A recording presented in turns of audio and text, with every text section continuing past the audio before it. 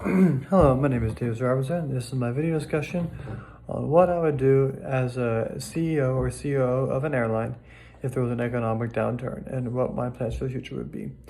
Sorry in advance if I sound a little stuffy. I've been sick for the past week. I'm just now getting over it. So first off, I would try to start off with having the most efficient airline as possible. That means not buying any planes I won't be using, minimizing my fleet, and making sure that every single plane is being used to maximum capacity. It's better to have a small fleet and all those planes being used all the time than have a large fleet with some planes sitting around but have a little bit more capacity. Because of this, if there's an economic downturn, there will be a lot less planes for me to get rid of.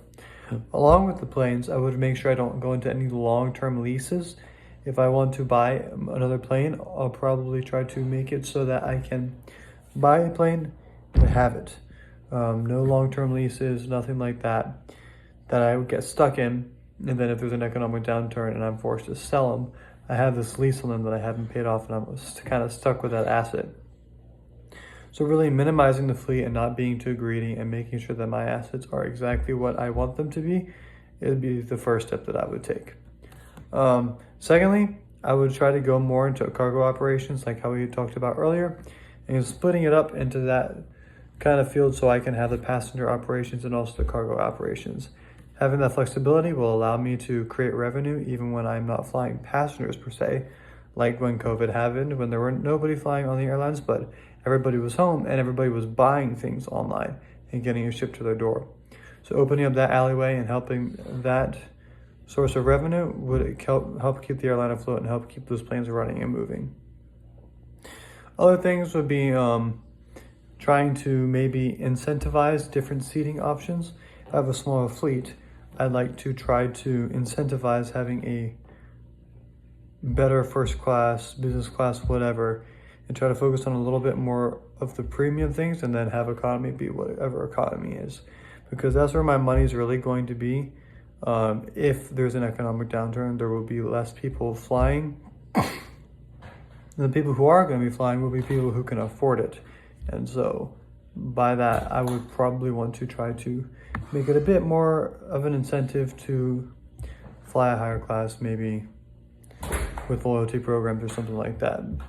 Some other things that I could do to try to help with that would be just kind of working with customer experience and getting people to stay with the airline, customer loyalty, trying to work with different ways to make revenue.